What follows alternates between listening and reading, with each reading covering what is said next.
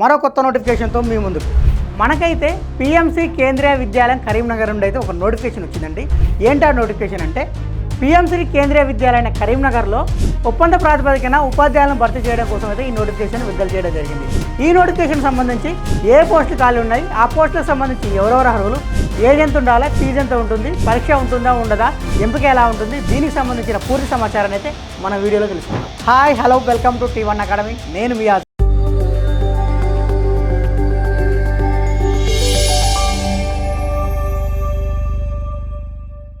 PMC Kendriya Vidyalaya Karimnagar. మనకి ఏదైనా ఒక నోటిఫికేషన్ వస్తే ఆ నోటిఫికేషన్కి అప్లికేషన్ చేసుకోవడానికంటే ముందు అసలు ఆ నోటిఫికేషన్ ఏ సంస్థ నుండి వచ్చిందో తెలుసుకోవాలి. ఆ నోటిఫికేషన్ ఏ సంస్థ నుండి వచ్చిందో దాని యొక్క పూర్వపరాలను తెలుసుకున్న తర్వాతనే ఆ నోటిఫికేషన్కి అయితే అప్లికేషన్ చేసుకోవాలి. ఇప్పుడు ఈ నోటిఫికేషన్ ఏ సంస్థ నుంచి వచ్చింది? కేంద్రీయ విద్యాలయం నుంచి వచ్చింది. అసలు మన భారతదేశంలో కేంద్రీయ విద్యాలయాలను ఎప్పుడు స్థాపించారంటే 1963లో స్థాపించారు.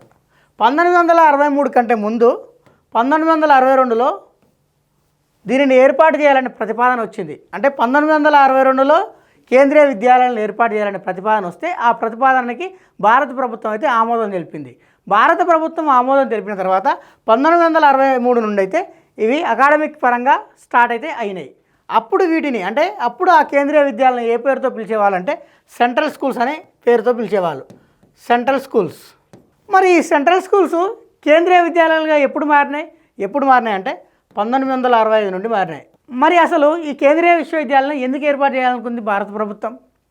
ఎందుకు ఏర్పాటు చేయాలనుకుందంటే ఉదాహరణకి ఆర్మీ ఉద్యోగులు కావచ్చు, న్యావీ ఉద్యోగులు కావచ్చు, ఎయిర్ ఫోర్స్ ఉద్యోగులు కావచ్చు, మరియు కేంద్ర ప్రభుత్వ ఉద్యోగులు కావచ్చు.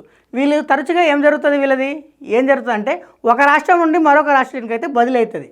దానివల్ల ఏమవుతుందంటే వాళ్ళ పిల్లల యొక్క చదువుకైతే ఆటంకం కలుగుతుంది. వాళ్ళ పిల్లల యొక్క చదువుకు ఆటంకం కలగకుండా ఉండాలనే ఉద్దేశంతో దేశం మొత్తాన్ని కలిపి ఒకే సిలబస్ మరియు ఒకే రకమైన బోధన పద్ధతులు ఉండాలనే ఉద్దేశంతో ఈ కేంద్రీయ విశ్వవిద్యాలయం అయితే స్థాపించడం జరిగింది. ఇప్పుడు మనం మాట్లాడుకుంటున్నట్టుగా సిబిఎస్ఈ సిలబస్ అంటాం కదండి. ఈ సిబిఎస్ సిలబస్సే ఈ కేంద్రీయ విశ్వవిద్యాలయంలో ఉండేది. అంటే దేశాన్ని మొత్తానికి కూడా ఒకే సిలబస్ మరియు ఒకే బోధన, అంటే ఒకే రకమైన బోధన ఉంటుంది. అలా ఉండాలనే ఉద్దేశంతో ఈ కేంద్రీయ విశ్వవిద్యాలయం అయితే స్థాపించారు. అంతేకాకుండా ఇలా తరచుగా ఒక రాష్ట్రం నుండి మరొక రాష్ట్రానికి బదిలేటప్పుడు పిల్లల చదువుకు అయితే ఆటంకం కలుగుతుంది. అలా ఆటంకం కలగకుండా ఉండాలంటే ఇక్కడ స్కూల్స్ ఉండాలి, అక్కడ స్కూల్స్ ఉండాలి. ఉదాహరణకి తెలంగాణలో 5వ తరగతి వరకు చదువుకుంది, 5వ తరగతి మధ్యలో వరకు చదువుకునేసరికి ఆ అమ్మాయి వాళ్ళ డాడీకి అయితే ట్రాన్స్ఫర్ అయింది. ఎక్కడ ట్రాన్స్ఫర్ అయింది? కేరళకి ట్రాన్స్ఫర్ అయింది. మరి ఇప్పుడు ఈ పాపకు 5వ తరగతి చదువుకోవడానికి ఆటంకం కలుగుతుందా, కలగట్లేదా? కలుగుతుంది. ఇలా కలగకుండా ఉండాలంటే ఇలాంటి స్కూల్స్ కూడా ఏరే స్టేట్లో ఉండాలనే ఉద్దేశంతో ఏం చేశారంటే కేంద్రీయ విశ్వవిద్యాలయాలు అయితే స్థాపించారు. అంటే ఇప్పుడు ఈమె 5వ తరగతి తెలంగాణలో చేస్తుంది, 4 నెలలు చేసింది. 4 నెలల తర్వాత వాళ్ళ నాన్నకు ట్రాన్స్ఫర్ అయితే వాళ్ళు కేరళకు పోయారు. అప్పుడు ఈమె చదువుకు ఆటంకం కలగొద్దు అంటే ఇక్కడ విశ్వవిద్యాలయం ఉండాలి. కాబట్టి ఇక్కడ కేంద్రీయ విశ్వవిద్యాలయం ఏర్పాటు చేసి ఇక్కడ 4 నెలల్లో చదివింది, మిగతా ఎన్ని నెలలు అయితే చదవాలనో అన్ని నెలలు ఈ కేరళలో చదువుకోవచ్చు అనమాట.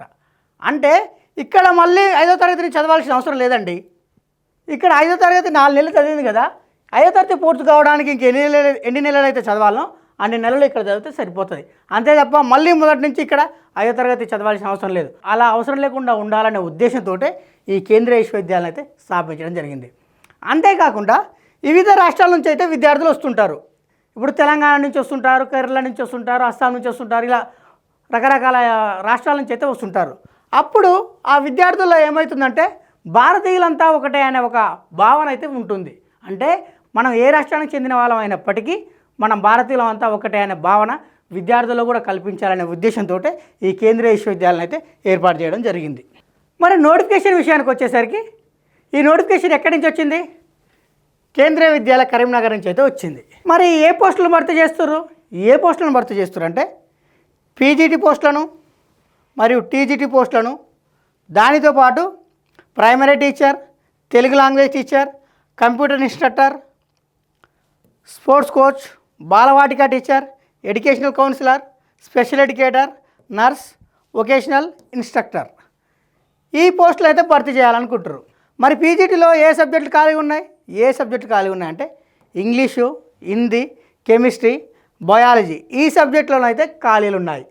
అదే టీజీటీ విషయానికి వచ్చేసరికి science, English, social science, Sanskrit, maths ఈ సబ్జెక్టులు అయితే ఖాళీ అయితే ఉన్నాయి. మరి ఈ పోస్టులకు సంబంధించి ఎగ్జామ్ ఎలా ఉంటుంది? ఈ పోస్టులకు సంబంధించి ఎగ్జామ్ అయితే లేదండి, ఎటువంటి ఎగ్జామ్ కూడా లేదు. మరి ఎంపిక ఎలా చేస్తారు? ఎంపిక ఎలా చేస్తారంటే ఇంటర్వ్యూ ద్వారా చేస్తారు. మరి ఇంటర్వ్యూ ఎప్పుడు ఉంటుంది? ఎప్పుడు ఉంటుందంటే 2026 మార్చి 6వ తారీఖు నాడు ఇంటర్వ్యూ ఉంటుంది. ఎక్కడ ఉంటుంది? ఎక్కడ ఉంటుందంటే ఈ నోటిఫికేషన్ ఎక్కడి నుంచి వచ్చింది? కేంద్రీయ విద్యాలయం కరీంనగర్ నుంచి వచ్చింది. అంటే కేంద్రీయ విద్యాలయం కరీంనగర్లోనే ఇంటర్వ్యూ ఉంటుంది. మరి ఇంటర్వ్యూ ఎన్ని గంటలకు ఉంటుంది? ఎన్ని గంటలకు ఉంటుందంటే 8:30 నుంచి 10 గంటల మధ్య అయితే ఇంటర్వ్యూ అయితే ఉంటుంది. మరి ఈ పోస్టులకు సంబంధించి ఏజ్ వాళ్ళ అర్హులు అంటే 2025 ఏప్రిల్ 1 నాటికి కనీసంగా 18 సంవత్సరాలు, గరిష్టంగా 65 సంవత్సరాలు ఎవరైతే కలిగి ఉంటారో వాళ్ళందరూ కూడా ఈ పోస్టుకి అయితే అప్లికేషన్ చేసుకోవచ్చు. అంటే దీని అర్థం ఏంటంటే 2025 ఏప్రిల్ 1 నాటికి 18 సంవత్సరాల నుండి 65 సంవత్సరాల మధ్యలో ఎవరైతే ఉంటారో వాళ్ళందరూ కూడా ఈ పోస్టుకి అయితే అప్లికేషన్ చేసుకోవచ్చు. మరి ఈ పోస్టుకు ఒక్కొక్కరు ఒక్కొక్క పోస్టుకే చేసుకోవచ్చా, ఎక్కువ పోస్టుకు చేసుకోవచ్చా అంటే ఎక్కువ పోస్టులకు కూడా చేసుకోవచ్చు. ఎవరైతే ఎక్కువ పోస్టులకు చేసుకోవాలనుకుంటారో వాళ్ళు ఖచ్చితంగా సపరేట్గానైతే అప్లికేషన్ చేసుకోవాలి. మరి మార్చి 6, 2020 నాడు ఇంటర్వ్యూ జరుగుతుందని చెప్పినాం. మరి వీళ్ళని ఎట్లా ఎంపిక చేస్తారంటే మీరు ఇంటర్వ్యూలో చూపిన ప్రతిభ ఆధారంగా మాత్రమే మిమ్మల్ని అయితే ఎంపిక చేయడం జరుగుతుంది. ఒకవేళ ఇంటర్వ్యూకు చాలామంది వచ్చారనుకో, మరి అందరిని ఇంటర్వ్యూ చేస్తారా అంటే ఇంటర్వ్యూ చేయరండి అందరినీ. అప్పుడు ఏం చేస్తారంటే స్క్రీనింగ్ టెస్ట్ పెడతారు. అంటే ఎక్కువ మంది అభ్యర్థులు వస్తే స్క్రీనింగ్ టెస్ట్ పెట్టి అందులో కొంతమందిని మాత్రమే సెలెక్ట్ చేసి వాళ్ళకి మాత్రమే ఇంటర్వ్యూ పెడతారు. ఒకవేళ చాలామంది రాకుండా కొంతమంది వచ్చారనుకో డైరెక్ట్గా ఇంటర్వ్యూ పెట్టి సెలెక్ట్ అయితే చేయడం జరుగుతుంది. మరి పీజీటీ పోస్టులు ఖాళీ ఉన్నాయి, టీజీటీ పోస్టులు ఖాళీ ఉన్నాయి.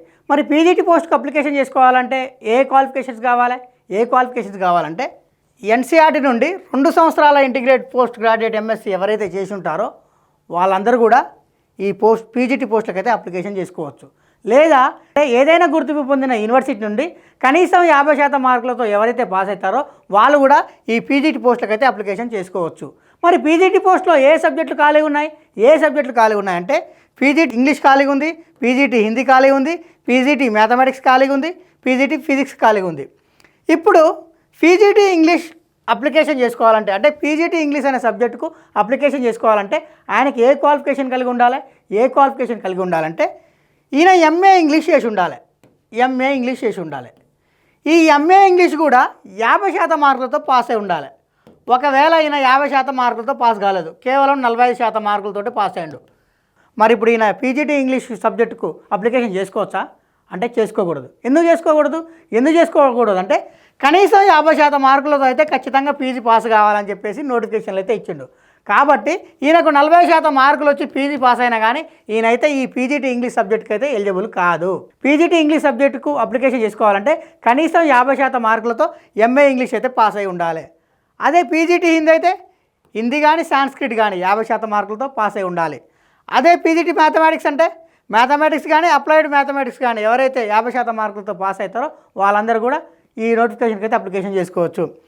అదే పీజీటీ ఫిజిక్స్ అయితే ఫిజిక్స్ కానీ ఎలక్ట్రానిక్స్ కానీ అప్లైడ్ ఫిజిక్స్ కానీ న్యూక్లియర్ ఫిజిక్స్ కానీ ఇందులో ఎవరైతే పీజీ చేసి ఉంటారో అది కూడా 50% మార్కులతో ఎవరైతే పాస్ అయి ఉంటారో వాళ్ళందరూ కూడా ఈ పీజీటీ ఫిజిక్స్ అనే పోస్ట్కి అయితే అప్లికేషన్ చేసుకోవచ్చు. మరి పీజీటీ బయాలజీకి సంబంధించి ఎవరు అప్లికేషన్ చేసుకోవచ్చు అంటే botany, zoology, life science, bioscience, genetics, microbiology, biotechnology, molecular bio, plant physiology ఇందులో ఎవరైతే పీజీ చేసి ఉంటారో వాళ్ళందరూ కూడా ఈ పోస్ట్కి అయితే ఏ పోస్టుకు పీజీటీ బయాలజీ పోస్ట్కి అయితే అప్లికేషన్ చేసుకోవచ్చు. అది కూడా ఎలా 50% మార్కులతో క్వాలిఫై కావాలి. అదే పీజీటీ కెమిస్ట్రీ కానీ బయోకెమిస్ట్రీ కానీ ఎవరైతే 50% మార్కులతో పాస్ అవుతారో వాళ్ళందరూ కూడా ఈ పీజీటీ కెమిస్ట్రీ పోస్ట్కి అయితే అప్లికేషన్ చేసుకోవచ్చు. దీనితో పాటుగా అంటే ఈ క్వాలిఫికేషన్తో పాటుగా ఖచ్చితంగా బీఈడి అయితే ఉండాలి. ఆ క్వాలిఫికేషన్తో పాటుగా ఏదైనా గుర్తింపు పొందిన యూనివర్సిటీ నుండి బీఈడి క్వాలిఫై ఉండాలి. అందులోనూ ఇంగ్లీష్ మరియు హిందీలో చెప్పే అంత సామర్థ్యము ఉండాలి. మరి ఒకవేళ స్పెషల్ బీఈడి చేసిరు, మరి స్పెషల్ బీఈడి వాళ్ళు దీనికి ఎలిజిబులా అంటే కాదండి, కేవలం బీఈడి చేసిన వాళ్ళు మాత్రమే ఎలిజిబుల్, స్పెషల్ బీఈడి చేసిన వాళ్ళు మాత్రం దీనికైతే ఎలిజిబుల్ కాదు. మరి ఇదే పీజీటీ పోస్ట్లో ఇంకో పోస్ట్ అయినా కంప్యూటర్ సైన్స్ అంటే పీజీటీ కంప్యూటర్ సైన్స్ పోస్ట్కి అప్లికేషన్ చేసుకోవాలంటే ఏ క్వాలిఫికేషన్స్ కావాలంటే బీఈ కానీ బీటెక్ కానీ అది కూడా కంప్యూటర్ సైన్స్ ఒక సబ్జెక్ట్ ఉండాలి అందులో, లేదా ఐటీ కానీ ఒక సబ్జెక్ట్ ఉండాలి. అంటే కంప్యూటర్ సైన్స్ కానీ ఐటీ కానీ ఒక సబ్జెక్టుగా ఉండి బీఈ లేదా బీటెక్ కనీసం 50% మార్కులతో ఎవరైతే పాస్ అవుతారో వాళ్ళందరూ కూడా ఈ కంప్యూటర్ సైన్స్ అనే పీజీటీ పోస్ట్కి అయితే అప్లికేషన్ చేసుకోవచ్చు. ఒకవేళ ఇది లేకుంటే ఇదే బీఈ కానీ బీటెక్ కానీ కంప్యూటర్ సైన్స్ కానీ ఐటీ కానీ ఈ సబ్జెక్టులు కాకుండా ఇంకేరే సబ్జెక్టులు మెకానిక్ కావచ్చు, సివిల్ కావచ్చు, ఎలక్ట్రానిక్స్ కావచ్చు, ఈ సబ్జెక్టులు ఉండి పోస్ట్ గ్రాడ్యుయేట్ డిప్లొమా ఎవరైతే చేసి ఉంటారో, అంటే కంప్యూటర్లో పోస్ట్ గ్రాడ్యుయేట్ డిప్లొమా ఎవరైతే చేసి ఉంటారో వాళ్ళందరూ కూడా ఈ పోస్ట్కి అయితే అప్లికేషన్ చేసుకోవచ్చు. అంటే దీని అర్థం ఏంటంటే బీఈ బీటెక్లో ఎనీ స్ట్రీమ్ అంటే సివిల్ కానీ మెకానికల్ కానీ చేసి దానితో పాటుగా పోస్ట్ గ్రాడ్యుయేట్ డిప్లొమా కంప్యూటర్స్లో ఎవరైతే చేస్తారో వాళ్ళు మాత్రమే ఎలిజిబుల్ అనమాట. ఇక్కడ ఏం చెప్పాము, బీఈ కానీ బీటెక్ కానీ కంప్యూటర్ సైన్స్ కానీ ఐటీ కానీ ఏదైనా ఒక సబ్జెక్ట్ ఉంటే ఇక్కడ డిగ్రీ ఉంటే సరిపోతుంది. కానీ ఇక్కడ అలా కాదండి. ఇక్కడ ఇది డిగ్రీ ఉన్నప్పటికీ కూడా అందులో ఏది లేదు, కంప్యూటర్ సైన్స్ లేదు, ఐటీ లేదు. కంప్యూటర్ సైన్స్ ఐటీ లేకుండా ఏదైనా సివిల్ కానీ మెకానికల్ కానీ ఉండి బీఈ కానీ బీటెక్ కానీ పాస్ అయితే కేవలం ఆ పాస్ అయితే సరిపోదన్నమాట. అప్పుడు దానితో పాటు ఎక్స్ట్రాగా ఉండాలంటే పోస్ట్ గ్రాడ్యుయేట్ డిప్లొమా ఇన్ కంప్యూటర్స్లో పోస్ట్ గ్రాడ్యుయేట్ కూడా చేసి ఉండాలి. అలా ఎవరైతే కలిగి ఉంటారో వాళ్ళు మాత్రమే ఈ కంప్యూటర్ సైన్స్ పోస్ట్కి అయితే అప్లికేషన్ చేసుకోవాలి. లేదా ఎంఎస్సి ఎందులో కంప్యూటర్ సైన్స్లో కానీ ఐటీలో కానీ, కంప్యూటర్ సైన్స్లో కానీ ఐటీలో కానీ ఎంఎస్సి చేసిన వాళ్ళు కూడా ఈ కంప్యూటర్ సైన్స్ పోస్ట్కి అయితే అప్లికేషన్ చేసుకోవచ్చు. లేదా ఎంసీఏ చేసిన వాళ్ళు కూడా ఈ పోస్ట్కి అయితే అప్లికేషన్ చేసుకోవచ్చు. ఒకవేళ అవి కూడా లేదు పరిస్థితి ఏంటి అంటే బీఎస్సీ కంప్యూటర్ సైన్స్ కానీ బీసీఏ కానీ ఏదైనా గుర్తింపు పొందిన యూనివర్సిటీ నుంచి చేసి దానితో పాటుగా పోస్ట్ గ్రాడ్యుయేట్ కూడా చేయాలి. ఎందులో అంటే ఈ కంప్యూటర్ సైన్స్లో కానీ ఈ బీసీఏకి సంబంధిత సబ్జెక్ట్లో కానీ పోస్ట్ గ్రాడ్యుయేట్ కూడా చేసి ఉండాలి. అంటే ఇటు బీఎస్సీ కంప్యూటర్ చేసి ఉండాలి, దానిలోనే పోస్ట్ గ్రాడ్యుయేట్ కూడా చేసి ఉండాలి. అలా చేసి ఉన్న వాళ్ళు కూడా ఈ పోస్ట్కి అయితే అప్లికేషన్ చేసుకోవచ్చు. కేవలం బీఎస్సీ కంప్యూటర్ సైన్స్ చేస్తే మాత్రం ఈ పోస్ట్కి అయితే ఎలిజిబుల్ కాదండి. లేదా post graduate diploma in computer మరియు post graduate degree in any subject, అంటే ఈ కంప్యూటర్లో పోస్ట్ గ్రాడ్యుయేట్ చేసి దానితో పాటు ఏదైనా ఒక పీజీ చేసి ఉంటే వాళ్ళు కూడా దీనికైతే ఎలిజిబుల్. మరి టీజీటీ పోస్టులకు సంబంధించి ఎవరెవరు అర్హులు అంటే 4 సంవత్సరాల ఇంటిగ్రేట్ డిగ్రీ ఎవరైతే చేసి ఉంటారో వాళ్ళందరూ కూడా ఈ పోస్ట్కి అయితే అప్లికేషన్ చేసుకోవచ్చు. లేదా 50% మార్కులతో డిగ్రీ ఎవరైతే పాస్ అయి ఉంటారో వాళ్ళు కూడా ఈ పోస్ట్కి అయితే అప్లికేషన్ చేసుకోవచ్చు.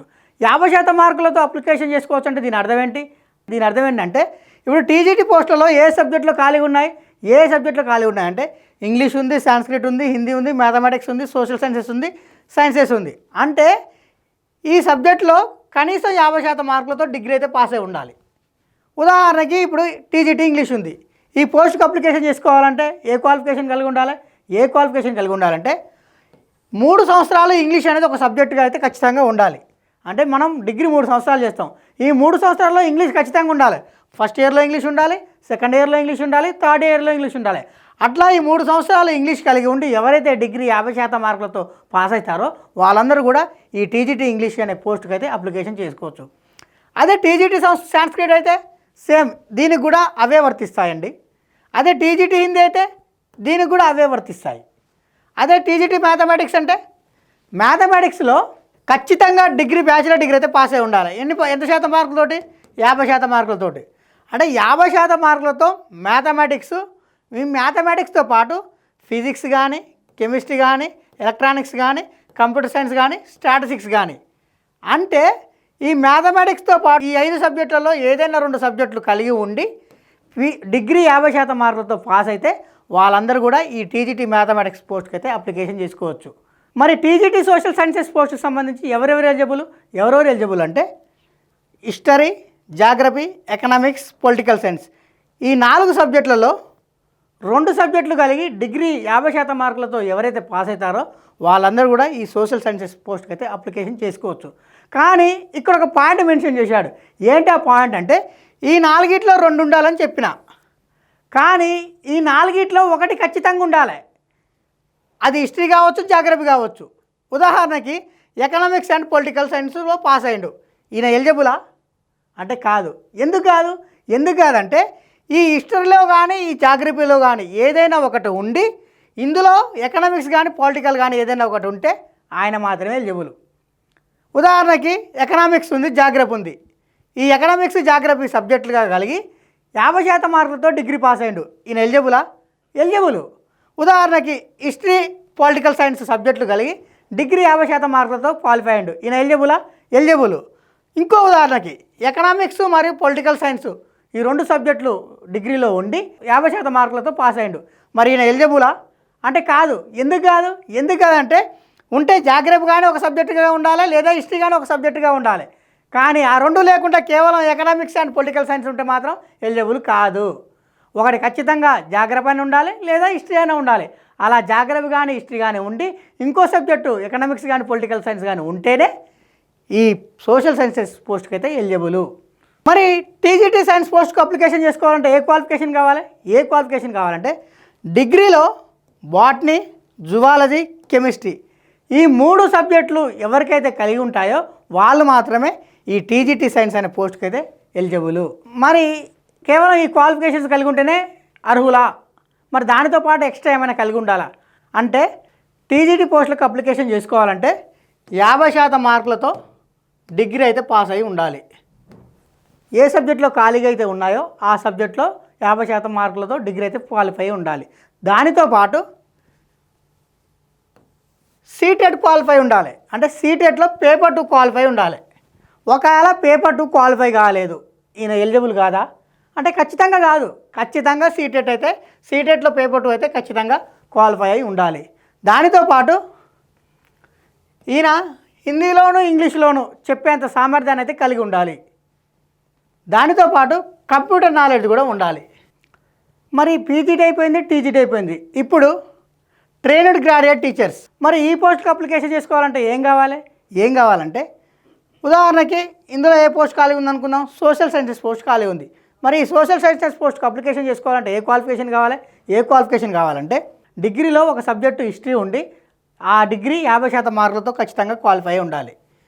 దానితో పాటు జాగ్రఫీ, ఎకనామిక్స్, పొలిటికల్ సైన్స్ ఈ 3 సబ్జెక్టులలో హిస్టరీ జాగ్రఫీ కానీ ఉండొచ్చు, హిస్టరీ ఎకనామిక్స్ కానీ ఉండొచ్చు, హిస్టరీ పొలిటికల్ సైన్స్ కానీ ఉండొచ్చు.